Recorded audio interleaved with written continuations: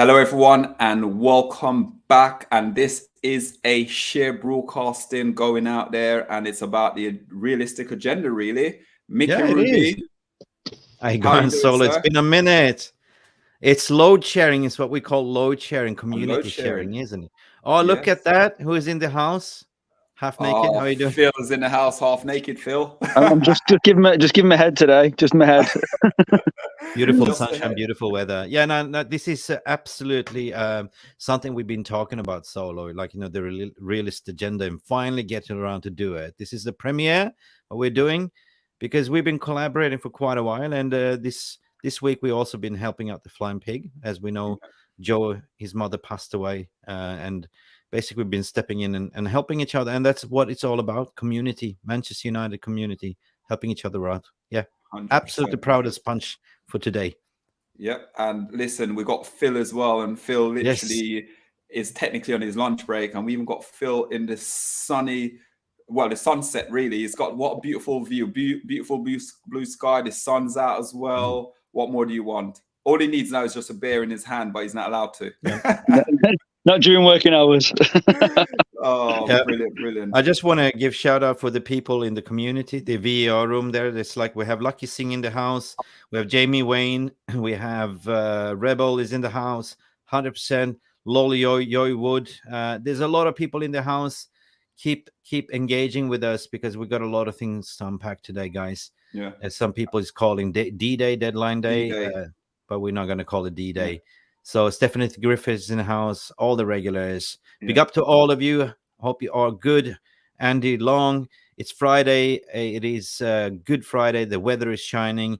Take a sip on your coffee. Be calm, because we are going to talk about everything today, aren't we, Solo? Yep, and Zoe Media is in the building as well. Zoe Medium, Calpesh is in the building as well. Dan Smith. Listen, guys, it's going to be a great show today. And as what Mickey said earlier, this is something that's been in the making for a long time. And what better way to spend our Friday afternoon rather than enjoying the beautiful weather? We're sitting here, we're talking to you guys on the community regarding the takeover at Manchester United. And what's your opinion on it, guys? Who would you like to see come in? The better person coming in? Who would you not like to see come in, should we say? So kickstart it, Mickey. Obviously, with this whole thing. I've been doing this for the past 9 months. Go with the guy down there. Okay, Phil. Let's go. Phil with his sombrero and everything. Phil, this takeover now. This has been ongoing now from the Glazers. Phil, lower down your camera. You got Manchester United on your nose. That's it. I'm trying not to reveal too much of what I'm not wearing. Speedo, Phil. Speedo. Yeah. So, Phil, with it all, it's a case of, when does this actually end? When does this bidding war actually end? Because as much as we're trying to say that today's D-Day, deadline day, is it going to be deadline day, or can you see more twists within this circus, Adam? Because I'm calling it a circus. Yeah, I think I'll start by saying whatever I'm saying throughout this show is all based on opinion and not fact. Certainly from myself. Others might have facts, but I've only got opinions from what I've heard, from what I've read. To me, this started off where the Glazers thought, yeah, go on, let's see if anyone's interested. It started off with the rumours of about 3 billion, which is a phenomenal amount to buy any product, any club, any sort of business, which is essentially what we're being treated as. Even though we're a football club, it's still a business and there's money to be made in it. I think they were surprised by the uptake on it and thought there was an opportunity to win on this. I think at the beginning there was a chance with the Super League where they thought that they were going to make more money and just get other people just investing a bit of money to keep it rolling over, and they could spend more and make it look like they were putting more into the club, but they weren't really. And I think it just kind of snowballed. I think there's genuinely is the word I'm trying to use. It was several investors interested. I know one who I'm not allowed to mention, who was in at the very beginning. Put a lot of work into it. I'm talking probably 8, 10, 12 months work into it. One of my close friends, he was a big part of the business who was putting it together. And the margins changed, the expectations changed, everything was moving all the time. And instead of it becoming an official sale, it's almost become like an auction. I think someone's mentioned online, it might even Mick mentioned it himself the other day. Somebody said about it being like an auction now. and it is just going to the highest bidder. And so he is just trying to play one off against the other. There's obviously with the likes of Jim, Sir Jim, whatever, you know, he's reportedly to be, even though he's not buying the full club, or supposedly not, he's reported to be buying a bigger stake in shares. So pence per share or something, it works out he's actually paying them more, and the Glazers get to keep taking money out for the next 3 years or something like that. But obviously with Qataris, they're looking to buy the whole thing out, which in everyone's interest. Everybody just wants Glazers out of the club, regardless of how it goes about. So from that perspective, that's exactly what we're looking at. I think if anything is going to come out, I think there's no smoke without fire. I think there's a reason that there's so much going on this week at the moment. I think it is coming to an end.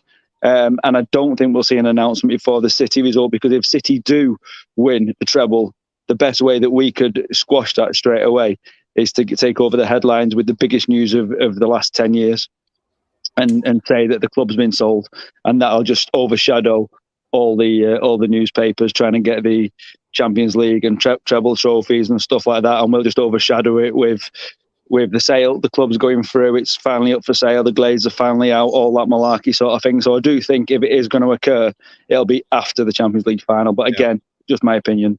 Yeah. Some really good factual information there from you.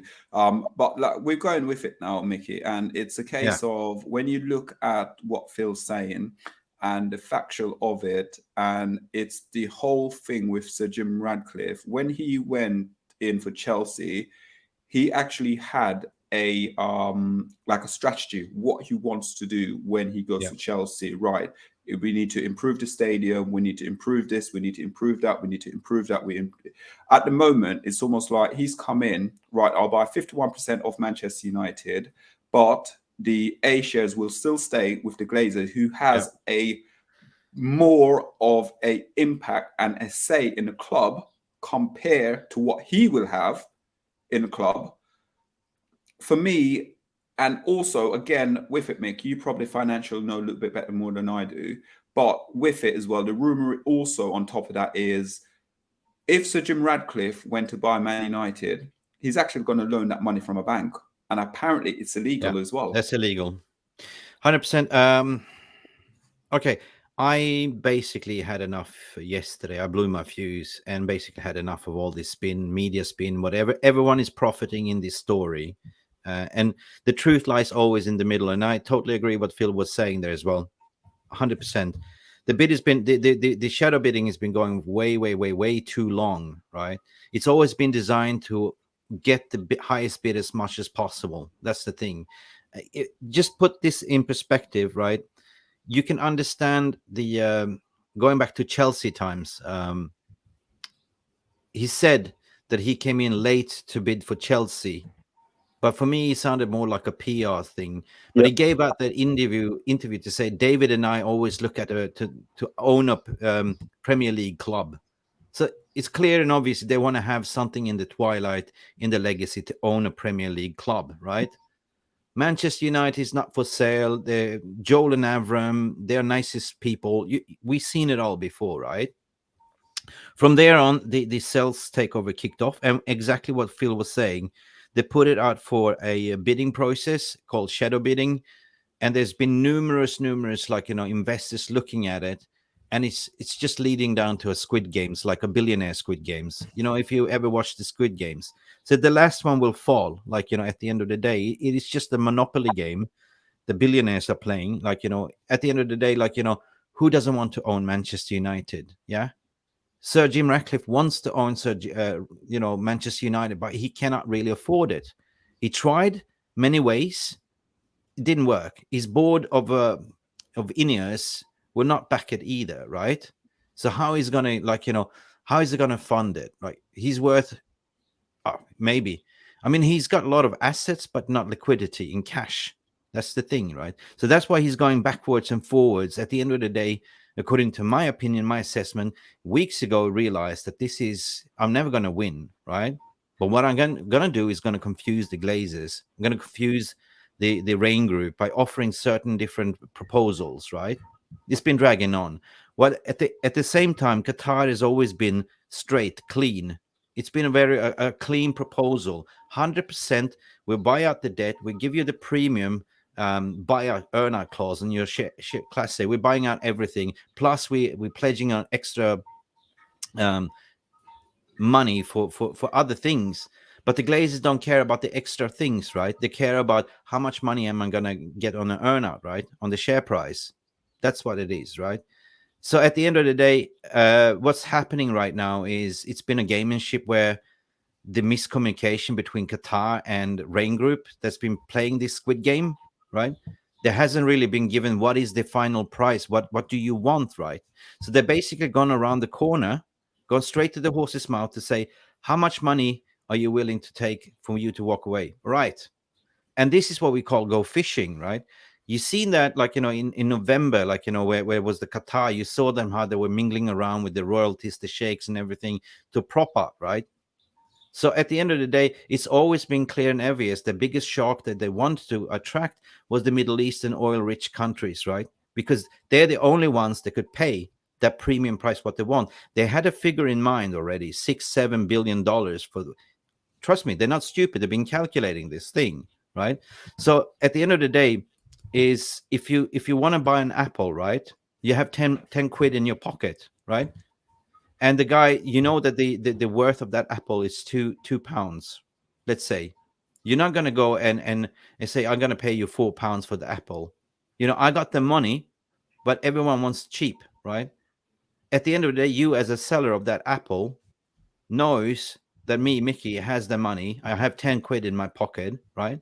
And I'm going to buy it eventually. So it's just a waiting game. So for me, it sounds like they've been using INEOS as a smokescreen, as an extortion to get as much money out of Jasim, to be honest. Because if INEOS bid was so good, why didn't they accept it weeks ago, right? The bid of their side has never changed. It's never changed. It's always been, I'm just going to buy 69% of your shares, right? So glazers, if they didn't, if media is saying that this is the preferred bid, then it's bullshit.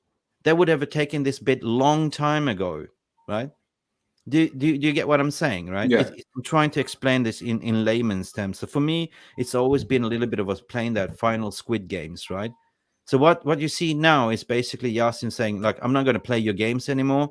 I put a premium bid in. We don't know how much money it is, but it's going to be a seismic figure. I believe it's going to be in the range of 7-8 billion, even coming out to 10 billion. We don't know. But apparently there is something coming out today that he's kind of flew over himself, a private jet over to London. I don't know. At this stage, I said, like, all roads leads to Doha, according to my opinion, right? Because this has never changed with INEOS either, right? It's just a lot of paper talks, and what we're seeing, that the oldest trick in the industry is that I scratch your back, you scratch mine, right? I'm paying out the publications to toe my line and story. On the other hand, 92 Foundation have been silent for weeks, for months, and you wonder why? Because they're confident. They put in everything on the table. The card's been on the table for weeks, even a month, right? So what you see now is just marginal adjustments in terms of the earn-out clauses. Forget about the pledgements of, how much money you're going to invest around the infrastructure and everything else. That's separate. That's a separate thing, right? All the glazers is caring about how much money I'm going to walk away. And that's it. I hope that makes sense, people. Yeah. Like you just said there, and it's a couple of good points as well. There's media outlet today again saying that because with Sheikh, basically he hasn't physically spoken to to basically the Rain Group at all. There's no need to. The issue, exactly, that's what I thought. But what it is, apparently, you get loads of people, like on Twitter, on other social media, in the paper and everything, journalists saying, "Oh, but with Sir Jim Ratcliffe, he's gone out and he's done this and he's done that and he's." But for me, the main issue we have right now at Manchester United as a football club, it's whether or not there is no clear indication with Sir Jim Ratcliffe of what he wants to do to Manchester United or what he will do. I tell you what he wanted to do. we're calling a realist agenda for a reason. We're calling a spade a spade. Can we do that? Yeah, we can. Of course we can. Yeah. The reason why he's been wishy-washy, because he made a deal with the glazers in a way to keep them. That was the original plan, Solo, right? Yeah. It's just basically, okay, I will buy you 51%, right? And you will still be here, right? But it's just a makeover shift, a facelift shift, right? Just swapping candy for ice cream, same calories, right? Same calories. Exactly. That didn't work, because it was created like a media storm. You saw the protests even louder. There's a reason why you're putting out fillers to see, like in the media, what the public will react, and that's been backlashing, right? Yeah, and you're right in what you're saying, because for me, and again, there's no, I don't know if anyone agree with me here, but there's no such thing as a good billionaire. There's no clean billionaire. Never been. There's no clean billionaire. So people will have done something in their past. Not sure what they've done, but people do things in the past.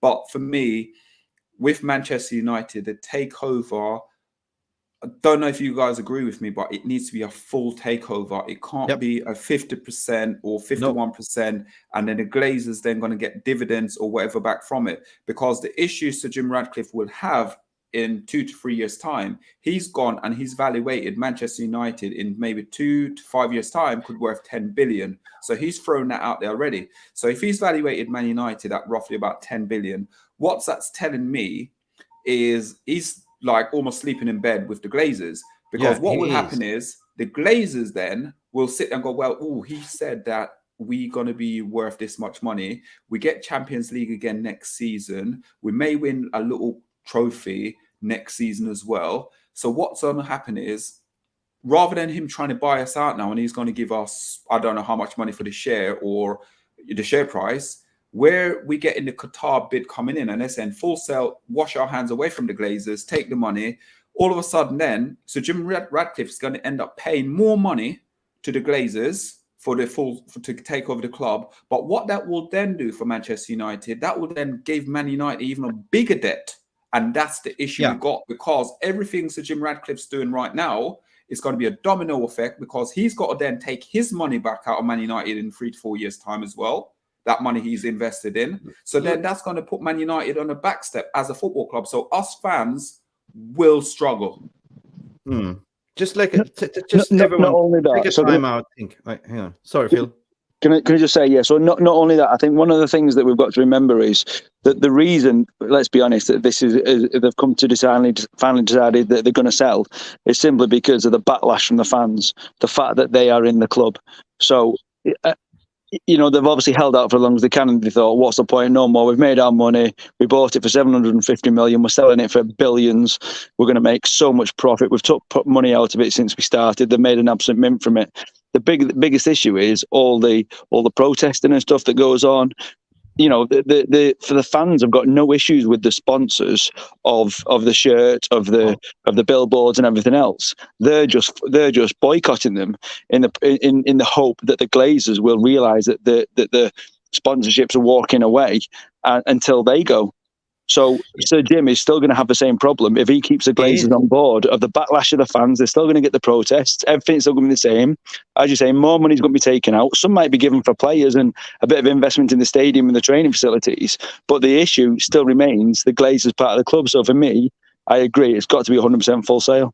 Yeah, I mean, the thing is, you're touching a very good point, and big shout out to 1958 and United against the Glazers and all. They're doing that behind the scenes, attacking all the sponsors, organizing all this protests. It's louder than ever. It's louder than ever, people. So keep supporting that group as well.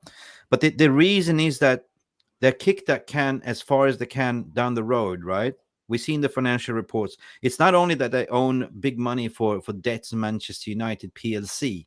Yeah, the banks that owns the bonds and the credits. We're living in a financial crisis, the biggest credit crisis we ever seen, right? They want to retract that money, their debt. Manchester United currently own 1.2 billion almost, right? In debt only for Manchester United. Then you have to look at the American side with the Buccaneers as well. Malcolm Glazer bought Buccaneers on 132 million on loan. and that's grown up to 372 something million. So that's a typical Glazer model. Like, you know, Malcolm bought everything on leverage. That's criminal what's been done. Then he died, of course, he passed away, and this passed on to the children that had never been any businessmen. They were just spoiled brats. You know, daddy give money, daddy give money. So they utilized Manchester United PLC by putting it on the stock market to leverage even more, right? And they used that dividends, and that dividends has been the cash cow for Darcy Glazer, Brian Glazers, all of them, to be spending money. But there comes to an end of the road where you cannot take any more dividends. And guys, please remember the reason why they went out for looking at strategic investments, because they hit the brick wall. Yeah, they hit the brick wall. You saw the blockage of dividends takeout. The board voted no vote of confidence. There was imminent sale. They had numerous people looking under the hood and said, no, I'm not going to put in my investment money in. It was always designed to get to the big shark. You can just go back in timeline, you know, and once Qatar put their hand up and went public to say, yeah, we're going for Manchester United, that was bingo. That was the jackpot, right? So you can argue as much as you can, but if you look at Ineos itself and Ratcliffe, you know, he can hardly scrape by his own money to get 3 billion to, okay, buy 69% of the Class A and B shares, right? Or whatever we call it, right? But what about next level? Then he has to buy out the Glazers on an agreed premium within 3 years. They can create a specific sales agreement that Glazers can tell to Ratcliffe within 3 years, okay, now you buy me out on $30 per share, and vice versa, right? The beauty of having a 51% share is that you actually can appoint 4 of your board directors. Well, Glazers can have 3, right? That's the thing, right? Big up Ellie and Tenno. Big up for all your super chats and everything. Glazers, Raid Room, 𝑹𝒄𝒌 𝑹𝒖𝒃𝒚. I'm just aware of the YouTube algorithm. Yeah. But we can display it anyway, right? Yeah. Can we? Yeah. So the point is that I don't believe in all this media spin and props. Like, you can just, I've been trying to provide on my platform, use your common sense, logic, and reasoning, and don't let the fear emotions judge your judgments, or clog your judgments. You know what I mean? Don't believe the headlines, because what you discover is that the story is the same, but they're just shaping the headline differently, right? At the end of the day, you as a consumer, your mental health is very important for me. Don't fall for the Pied Piper's tune, right? At the end of the day, money talks with the Glazers. Sheikh Jasim, I've been comparing these bids. I've been doing all the forensics. I've been speaking to a lot of people. And it was clear and obvious, even the media is confusing it. On the 17th of May, even the Mail Express said 5th bid. Now again, 5th bid. What is it? 6th, 7th bid? What is it? How many bids? How many deadlines, right? It's never been a linear process. It's been, of course, set to be like an auction, what Phil was saying there, like, you know. But the whole waiting game has always been to wait for that premium. You understand that? And once that premium is landed on the table, trust me, if you have 6 siblings sharing that apple, right, they all want to have the bigger chunk of that apple. Money talks with the Glazers. That's what we know. So going back to what I said earlier, reiterate, if Ineos bid was always being the preferred bidder, why didn't the Glazer take it months ago, right? If it was only 69% and keep them in the current market, because you got to look at the financial market and financial crisis at the moment. We're living in very unprecedented times. You know, you don't have any idea how the stock is going to perform within 3 years, because stock market is all about speculations, right? Right now, it's down on 18%, $18 per share, right? So trust me, when you see movements like this, you're going to see the stock price going up to 24. That's what is happening. So what I believe right now is happening, and there's some truth. The truth is in the middle. Absolutely, that the communication broke down with the 92 Foundation and Rain Group. They had enough of Rain Group. They went straight to the horse's mouth. Say, listen, how much do you want? We were trying to deal with the Rain Group. They never gave us a price. It's been like increase. We want more. They said, Khalas, enough. Went to the Glazers. What's it going to be? Darcy is the second biggest in the shares, right? She's been the driven factor. There's 4 of them wants to sell, and then you see stories to say 6 of them to stay, 2 of them to stay. What is this? It's just been spin. But at the same time, they all along the preferred highest bidder in total evaluation, including the package, including the afterlife of the sale. You got to look at that as well. You know, what they have offered is also to do, like, you know, land to build the stadiums to host NFL, Buccaneers games, stuff like that, continuous improvements, have TV rights to broadcast in US, and that's mega bucks, cojones. You know what I mean? Quick one before we go anywhere. I've got a few things. Ranting. Would you mind? Don't rant. Well, you got Lloyd here. Did you want to hit his message out? Can you see yes, I can read it. Big up, Lloyd, for your super chat. Thank you so much for your donation. They're selling due to no money left in the bank. 100%. Club was cash rich prior to COVID. 100% correct. If they could stay, they would. No money left, selling the club. That is, applaud you. Thank you for understanding that. Appreciate that super chat. Guys, listen, 26 minutes at the moment, that's gone. We've got 358 people in the chat as well, guys, which is amazing. Taking your time out on your lunch or your busy day. Guys, make sure you're hitting that like button. You're hitting the subscribe button for the realistic TV out there, MUFC Realistic. Make sure you're smashing it. And also, guys, if you haven't seen any content on the Mania Agenda, give us a subscribe as well to the Mania Agenda. Links all in the description as well, guys. So just make sure. It wouldn't be anything without you, Solo. You know what I mean? We talk on a daily basis. Nah, man, we've got each other, man. This is about community, building community and working together. And Alien 10 also had a super chat, if you can pull that up as well, because I want to read it. Okay. Where are we with that one? That's going to be right near the bottom, isn't it? Is it up or down? Up earlier before Lloyd Davies. I want to shout that out. Apologies. So big up for all of you. Glazer, read the room. Fuck off. Sorry, but it says FC UK off. Yeah, Football Club UK off. Yeah. YouTube algorithm. Yeah, big up Alien Teno. He's one of my regulars as well. Brilliant. Big up for all you. I totally agree, and we had enough. That's it, right?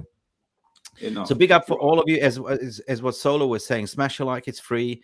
You know, make sure we reach over the 100 likes. Make sure. Yeah. And it's green and golden. This one here from Zoe Media as well.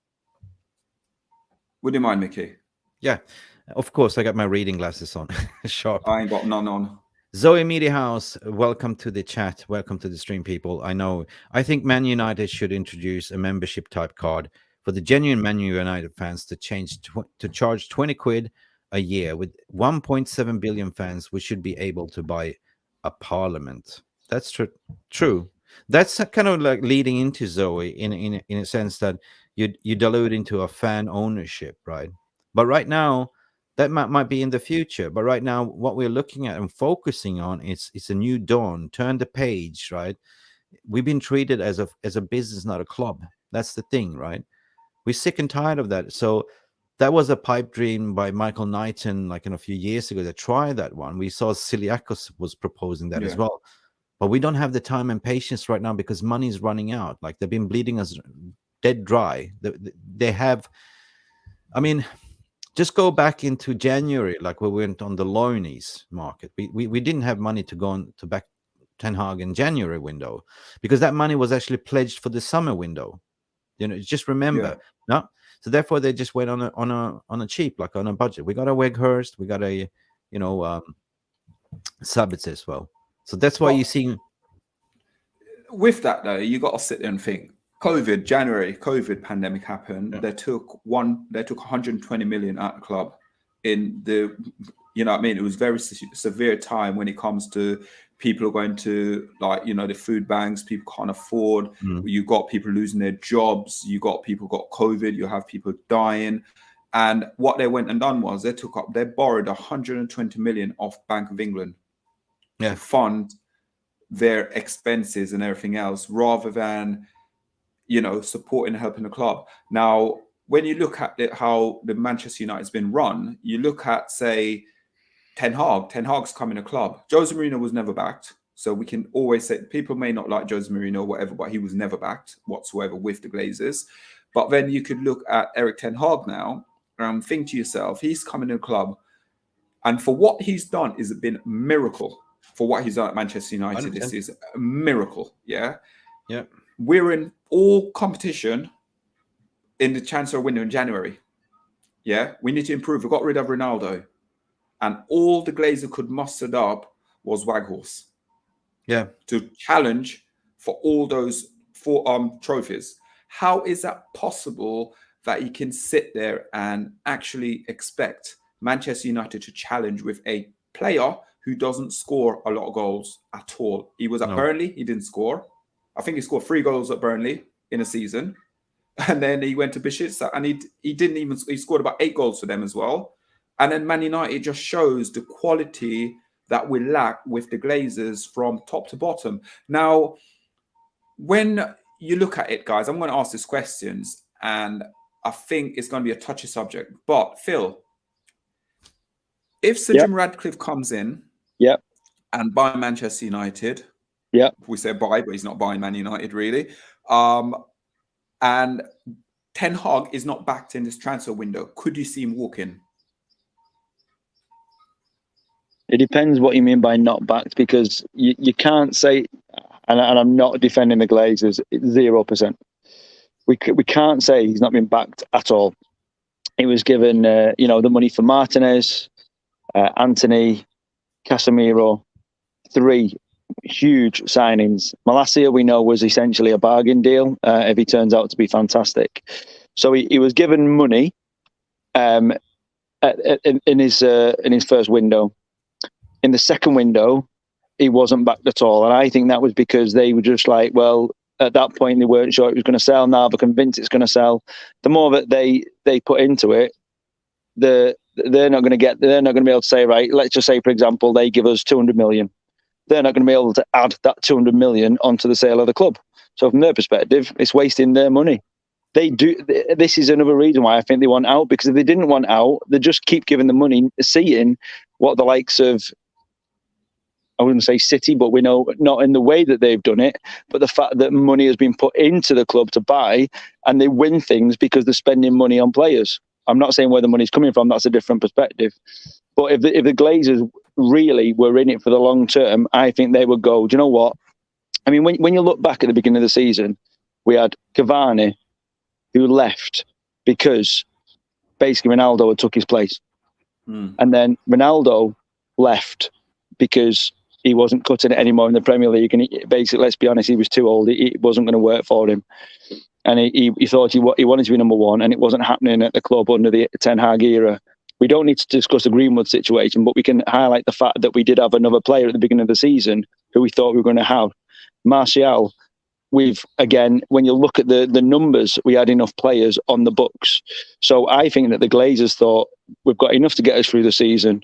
Obviously, Ronaldo going was not part of the plan, and Greenwood not being available was not part of the plan, and Martial being injured for so long, well, that possibly could have been foreseen. But I think that back to your question of whether Ten Hag would leave, I don't think he would. I believe he's in it for the project, as long as, if Sir Jim were to take over, and because obviously what the rumour at the moment is Sir Jim takes over and the Glazers are gone within 3 years. If I would expect Ten Hag, and this is only again my opinion, I would expect Ten Hag to have want that confirming, and not like, oh, we might be gone in 3 years. It's they will be gone, and he would want to know, like he said from the very beginning, what investments he's going to have available, and how much say he's going to have on who those investments are. Because we've seen what Ted Bowley's done at Chelsea. He's basically gone on a fire sale, saw everybody who everybody was interested in, said, yeah, we'll have him, we'll have one of them, we'll have one of them, we'll have one of them. Don't know how they're going to fit into the squad, but here's the money. Look at me, fans, I'm giving you all this money. Well, actually, the fans have seen that just chucking money at someone is not the right answer. You've got to have the whole project. It's got to be the manager. He's got to have the right team. He's got to have the right backing around him. Everything's got to work for it to be successful. And that's why Chelsea isn't at the moment, because it was a case of not the manager saying who he wanted. And when I say the managers, they've had 3 managers, or is it 4 now? So, you know, there's stability as well. And I think stability is the first thing that we've seen from Ten Hag. He's come in, he's changed the mindset of the club. We've seen all the rumours recently about all the players who were leaving. We know that Phil Jones has finally gone, and that's not calling Phil Jones. It's just someone who the fans have said for years, how is he still here? At the end of the day, if Ten Hag was planning on leaving, I don't think he'd be talking the way he is. But there's a reason why they kept Phil Jones on the book, because they see players as an asset, right? Yeah. Because all the players overall is an asset to increase your valuation of the club. So that's the reason why they kept Phil Jones on the books. Even if he was injured, he was still had an evaluation of the overall price. Let's say 956 million was the overall squad valuation, right? That is kind of also added on to the evaluation when you are selling the club, to be honest. Yeah, but you're still paying his wage, aren't you? So you got. I mean, I know what you mean, but it's still at the end of the day, you know, what the point I'm making of this is the fact that Ten Hag's come in and said, right, no more. These fringe players are going if what's being said in the media is believed to be true. Yeah, I don't think he will leave either. I know that he knows deep inside what's coming, to be honest. I don't think he's been briefed on that level. It's above his pay grade. He gets fed a certain information. All he wants to know, how much money do I have to go on transfer market, and that's it. He doesn't get involved whatever goes up here. You know what I mean? Yeah. Yeah. And I think you guys are right there, what you're saying. For me, I don't think he will leave, but I think if he doesn't get a few players, we are going to just become Manchester United, a football club which is only the league, say for instance, the League Cup or FA Cup. And that's what we're going to be challenging for every season out. Because at the moment, if we are going to go with, again, I'm not disrespecting Sir Jim Ratcliffe, because he could come in and he could do a fantastic job at Manchester United. He could back and he could give us the money, whatever money we need to go and get the right players. But if, for argument's sake, he comes in and he start going with the Nice model, we're going to be in a lot of trouble. Yeah. No, I'm just going to cut the BS to say, like, you know, because I've been keeping my powder dry for quite a while. You know, that's what I'm trying to say. You know, at the end of the day, is exactly what people are saying. We're coming to the end of the season. We finished the FA Cup. We finished everything. People were saying this will be announced after the FA Cup. The only thing that will be announced is the handover of the keys. Because they've been run. There hasn't been, like, you know, preferred bidder kind of sales process. Both bidders has been exclusive bidders in this process. It's just about extracting the highest bid, and whoever, you know, you slap that chunk of money, the premium one that you're seeing right now, it's game over, Red Rover, right? So either way, like, you know, for the media and props and stuff like that, I want to say that everyone is profiting from this. Like all the journals, all the publications, it's been very lucrative for them to write these stories, and they have no Scooby-Doo. So what did they do? One day they write that Sir Jim Ratcliffe is really leading the bid. Today they're writing that Sheikh Jasim is there, directly negotiation brief. You see what I'm coming from, right? At the end of the day, what matters is you put enough premium money for them to walk away, so the grandkids and all of them wants to invest in their own separate business. Darcy wants to create her own business. Brian wants to do something else, create a clothing business, whatever. They're counting on this money, right? So all it is right now is just sit back, wait for the announcement, because there's nothing we can do about it right now. It's even over the pay grades of the journals and everything right now. That's what I'm trying to say. If you waited 18 years for this to happen, at least you can calm yourself down to understand that a few more days is not going to hurt your mental health, right? Yeah. Because this only leads to one way, according to my opinion. It's just going back to say, if Ineos bid was always the preferred bidder, why didn't they take it? Take it and run. Just take it and run. No. Guys, quickly, there's 413 people in the chat. If you haven't yet hit that like button, please do so to support the channels, and also give the channels a subscribe. So we are doing a collab today with Realistic MUFC. The links is in the description from the Man United Agenda. And then also, if you go on to Realistic, Mufc Realist TV, yeah. It's on it as well. I'm getting tongue-tied, tongue-twisted. It's on it as well. So guys, just give us the support, and, you know, support the channel, support us growing. I can see one.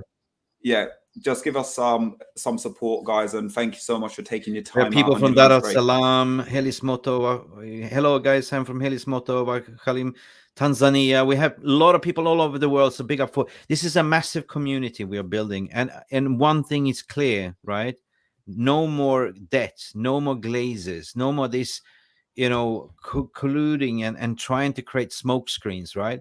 Yeah. Let's call a spade, right, guys? And just going back to you, I know what I know, but I want to hear what you're saying. You know, having to heard all these facts and information, having to understand that Neil Ashton is sitting there spinning his PR spins, right, like a mad DJ on some illegal substance, right?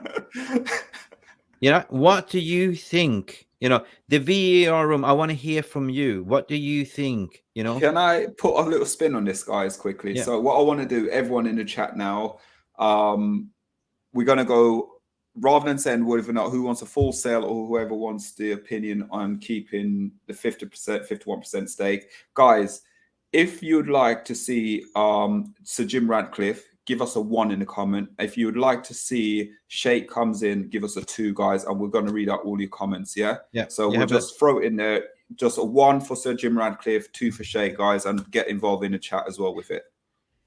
Solo, you have a super chat from Alien Tenno there, just came in here as well. Milos Micic, I can read your Serbian comment. Ratcliffe ne može da bude najveći Manchester od uvek, a ja da pošle godine hteo da kupim Chelsea. Yes, he's saying like, yeah, okay, I'm just going to translate what he's saying, like, you know, about Ratcliffe, that he wanted to buy Chelsea, then he came in late to say, I came in late. For me, that sounded like a PR stunt, right? This is the biggest PR stunt that you can use, that you want to buy Manchester United. But it wouldn't surprise me that at least you come up with a PR, at least I tried, and I will go and buy another Premier League club like a West Ham or a Spurs or something else further down the track that is cheaper within 2 billion mark, right? You will see that happening. Trust me. Alien Tenno, again, my friend, my loyal community friend, thank you for your super chat donation. United are the greatest football soap opera ever. Glory, glory, Manchester United. Right. You've got some loads of people coming in now. So here we go. Kickstarted. Big G. 2. What's 2 for? 2. 2 is for Qatar. Qatar, yeah. Qatar. Yeah. So basically, let me rephrase the question. Who do you think will be the owner? Not who's going to win the bid. Who do you think? No, who would you preference? I'm going with preference. Okay. Preference, yeah. I would take it next. Yeah. Yep. So there you got Lloyd, 2, Chris, 2. It's literally 2. Everyone's coming in with 2 at the moment. 2. Read the room, media. Read the room. Everyone's coming with a 2. So all I can say is read the room, press, because at the end of the day, what press is, what the press corps is fearing is the losing out of business. You know, for the past at least 10 years, it's been lucrative where, you know. Oh, hold on 1 second. Controversial. Bill, I'll have words with you later on. Trolling, right? Anyway, opinions is there for everyone has an entitled opinion. But what I'm trying to say, at the end of the day, like, you know, there's been lucrative for 10 years, at least since Sir Alex Ferguson was the filter disappeared, right? So it's been like, you know, press and publications had direct line leaks from certain club officials. If that goes away, their business as well. You know what I mean? In terms of obtaining stories. Yes. You got to look at that way as well. And you can also see that, you know, it's the oldest trick in PR history. And even agents are using that regarding the transfers. They're leaking out stories to the press to generate more of a traction. Can I cut you here? Zoe sure. Media, I'll say Zoe Media, FC United Forever, she's basically very in the know of a lot of stuff that's happening at Manchester United. So FC United, I'm not wearing my pink today. I'm wearing green today. Puma, stick. Puma. Would you mind, please? FC United. Other brands are available. Yeah. Yes. We're not sponsored by this brand. I'm wearing this. He's wearing topless. Other clothes are available. Nipples FC, isn't it? Right. Sorry, we're not going to get there. Anyway, just before, sorry, just a word, guys. We said we need to finish it like in 10 minutes, and we haven't. Yeah. Did you want to move on to the second topic, or are we just sticking with it? Just asking. We will. Hang on, FC United Forever saying big up to you, mate. Joel is the largest shareholder, followed by the Rat Tail Lawyer. Rat Tail Lawyer, actually. Daria owns. Where's Daria? Oh, where sorry. did I? Apologies. Oh. Joel is the largest shareholder, followed by the Rat Tail Lawyer, actually. Daria owns F off, sold most of the in buying property. You mean Darcy? Darcy, yeah. She took a what do you call it? A loan on the shares, yeah, correct, to buy property. What's the investment arm as declared its inheritance trust fund of? Yeah. Okay, I couldn't get. I tried to dissect your tweet, but yeah, it's correct. She took a loan on her percentage shares as a leverage to buy a property. Yes, correct. But it doesn't correlate to actually them wanted to cash out, right? Yeah. Bill Baggio. Bill PR. Bill Baggio is funny. Okay, Nick, what do we say was the next topic? I'm so in sort of, you know, who's had the best season? Who's had the best season? Should we do it? I want to come. Yeah, no, I'm going to come to a conclusion. We got to do this, and this is what I'm coming to lead to. After everything that we discussed here, amongst us as well, right? Let's be real, like including what the VR room is saying. All roads leads to one thing only. That's what we're trying to say. I'm not going to say it. Right? Full sale, and I wouldn't be surprised at the end of the day. The big up, the build up in the media, it's going to go to Sheikh Jasim, mega bid, blowing the competition out of the water. Ineos is going to write out the statement to say we tried, and off we kick off. Yeah. Again, I'm going to go with you guys. I'm going to go full sale. I think full sale is the only way forward because it clears the debts of Manchester United. It's almost like a restart button for all of us as well. I'm not expecting with like the Qatar money to come in and all of a sudden, you know, they're going to literally give us millions and millions and millions to spend. I'd rather them come in and do it slowly, trickle the money in to get Ten Hag the right players, because that's all we need. We just need to come in. I don't want him to go and spend millions and millions and millions of pounds on, you know, 100 million player. I'd rather us go and spend 60, 70 million. If we get Osimhen or something like that, you know, you've got no choice in. I think if you're buying someone who's really good at the moment and young and got a great future ahead, like the likes of Osimhen, who's 23, 24. From a business perspective, though, if you have a takeover, you always set a 5-year vision strategic plan, what you're going to do. And you set like certain milestones, what you want to achieve. Imagine you're building a house, you put in different foundation layers and layers so you get to the roof. So I don't think the first year is going to be like, you know, massive changes, but gradually over second year, third year, you're going to see different tiers, right? Yes. Yeah. Okay, right, guys. Right. In the comments again. Gone. That's cool. So, we parked the bus on the on the takeover. We come into something interesting. Yeah, big up for all of you. Big up for this community chat. The mixed realist agenda communities. It's been mixed bag of lollies here. Fantastic Friday vibe. Phil is enjoying his sunshine. It looks like it's in Marbella somewhere. Like, you know, hola, senora.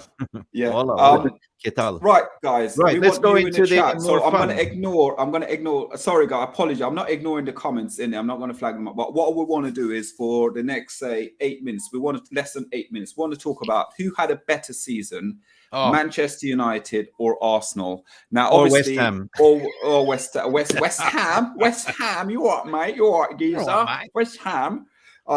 So what it is, I've been listening to a lot of social media. I've been listening to a certain Arsenal channel. I've been listening to other Arsenal channels, and I've been listening to Talk Sport and other things.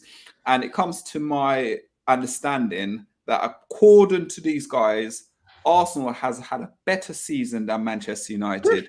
Now, Phil, I'm going to ask the question to start with. Finishing second in a season, do you remember that? Does anyone remember? Do you remember when Man United finished second in the league? I remember it because the way the Mourinho said finishing second was the greatest achievement you'll get out of this squad. So that's why I remember the statement. but whilst that's real, that's what he said. I think it is a big achievement for Arsenal. I think they have had a great season. And I think it's fair to say, to summarise it, that they have played some of the best football they've seen since Wenger. They are building a really good team. They're using the squad well. They're not just relying on purchases. They made some good buys, some good purchases. Left back from Zinchenko and Jesus, two massive signings who were fantastic for them. And obviously, Partey came into the game as well and had a good season. I think they've had a fantastic season by their standards. But by United standards, I think we've had a better season from where we've been. You know, there were so many pundits last year saying that we're going to be gone for 10, 15 years. It'll be years before we're back. Well, we've shook that up straight away. Everyone's had to take a step back and go, oh, actually, they're almost back already. The fact that if anybody would have offered, at the beginning of the season, you say to a club, the best way you're going to summarise this is the beginning of next season. Ask Arsenal fans, put a poll out there. Would you rather finish second with no trophies, or would you rather finish in third with a trophy and a final? And I'll tell you which way the poll will go. Yeah, it's the trophy in the final, because at the end of the day, silverware is what everybody's in it to win. And don't get me wrong. Don't get me wrong. That's why I said West Ham, because they won the Conference League. Yeah. Best club in London, mate. Best club in London this season. Listen, instead of flipping that, because I totally toe your line. Like, we sing from the same Spotify playlist, to be honest, right? I've been speaking to a lot of Arsenal fans. Even my best mate, he's Alex Young. He's a diehard Alex. He big up to you, Alex, if you're listening from Bali somewhere, mate. But he's just happy to get into Champions League. That's it, right? Everything was a bonus. They bottled it. But if we flip the question, I would say, rather to say who had a better season, who played the best ball.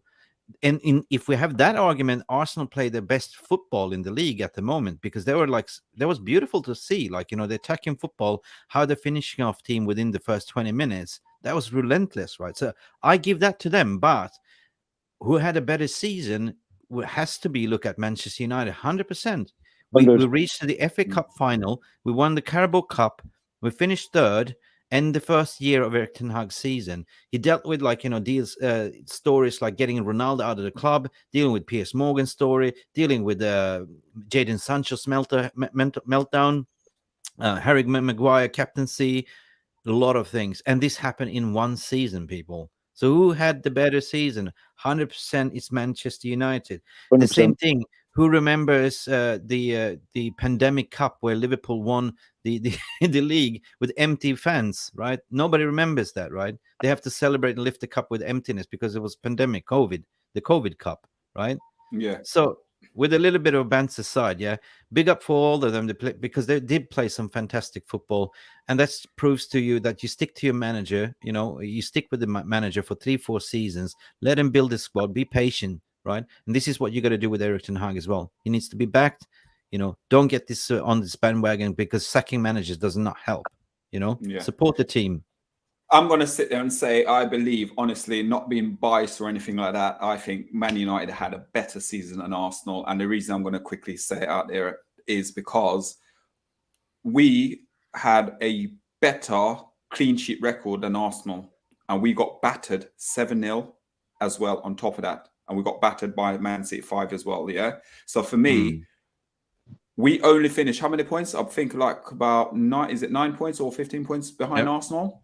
Now, if our away record was a bit better, I honestly think we would have done better in the season. But our away record was terrible, and everyone's talking about Arsenal faltering last minute. Imagine if we didn't falter in those away games. Yeah, we would have been a lot better. And again, I didn't want to say it, but I believe up to Christmas, we were in the title race. I honestly believe we're in the title race. I still shouted it at the beginning, but we had injuries, didn't we? Let's be honest. We had some big injuries. Big injuries. We had the Casemiro 4-match ban, 6-match ban in total, I think, which caused us major difference. That disrupted our season entirely. We were we were coping with the injuries, but with the Casemiro out, that just disrupted it. So but that shows you that Ten Hag has to reshuffle everything, to replan everything.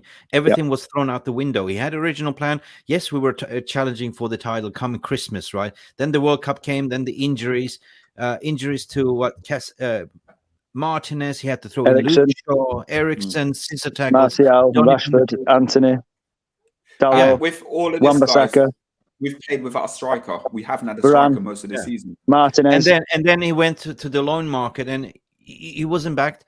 what is available. I don't think what Weghorst was his choice, but he had no other choice to bring in. He needed to bring in somebody, right? Yeah.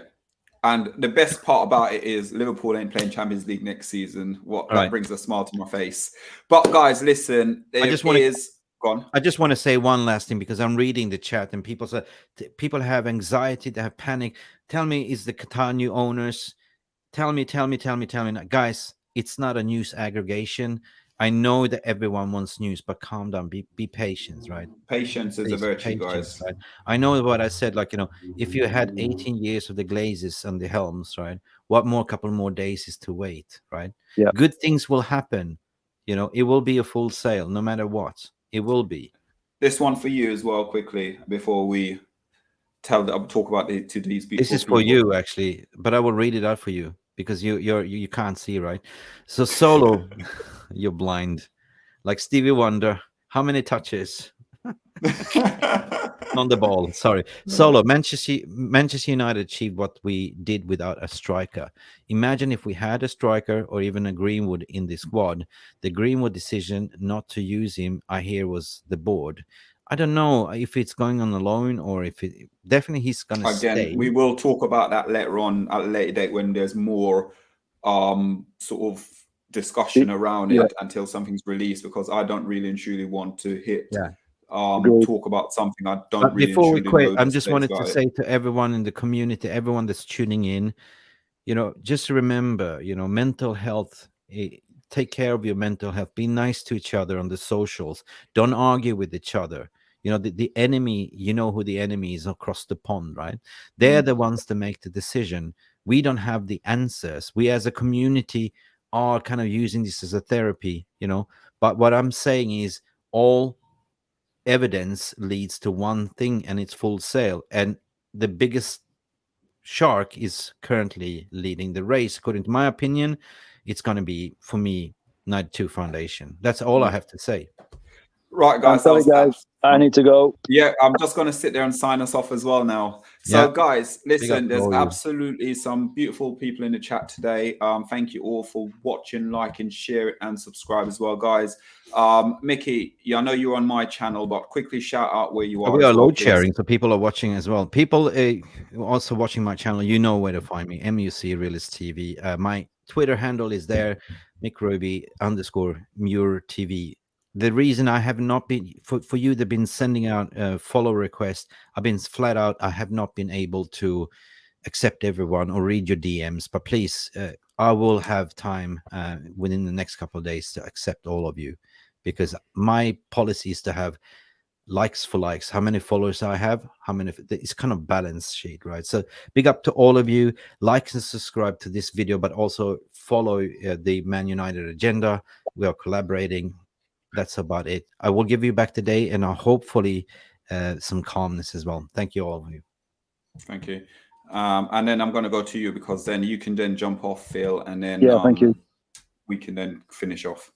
Yeah, thanks everyone for joining. Absolutely fantastic. It's been great to have so many of you in the chat. Shame we can't get through all the comments, and we can't just do this all day, but we have work and things like that. So, but no, thank you so much. Yeah, please find me on Mufc Realist TV regularly on the show with Mick, and also on the United Agenda with Solo.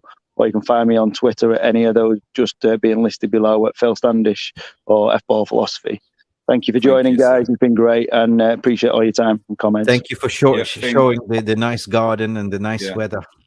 Thanks, Phil. Thanks, Phil. Oh, you didn't go full Monty, my friend. He's hiding. He's hiding. You can leave your head on. Oh, bye, God. Guys. Cheers, Phil. Guys, also, whoever is watching from the Man United Agenda, guys, make sure you go over and you hit that subscribe to Mufc Realistic TV as well, guys. The link is in the description. He has been on the Man United Agenda before, so just make sure, guys, as a community, let's get these numbers up. Let's get these subscribes up as well. And I always say it. It's free to subscribe. It's free to like as well. It doesn't cost anything whatsoever. So please support both channels. And please smash a like for his beautiful new haircut. It is scintillating. Scintillated. And also on top of that as well, guys, whoever wants to come over later on the Mania agenda, we also got Jay Motti from Stretford Paddock, who will be with us tonight as well at 8:30. So if you do want to come and get involved with the chat, we can try and read as many comments out as possible. You can find Jay Motti with us tonight as well. So listen, this was a absolute blast. And Mick, it's been a long time in the making. It's been a long time coming. It's been a long time. Good to see you. It's been a long time coming. But I'm sure we'll be back again. We'll definitely be back, guys. But listen, guys, thank you, beautiful people today. And I've been Solo. I've been Mickey. From us. Have a beautiful agenda for the first time, yeah? It is, isn't it? The realistic agenda. I do like it. I do like the sound of it. I do like the sound of it. But yeah, we'll be back. We'll be back. We'll be back. You never know. Me and Mickey, next Friday, Mickey, I could do one with you, but I'm going to have operations, so I could be like talking to you. I always finish. Thank you, everyone, for having the say. We'll give you back the day. There you go. Thank you, guys. Have a lovely day from us on the realistic agenda. From us. Ciao. Bye.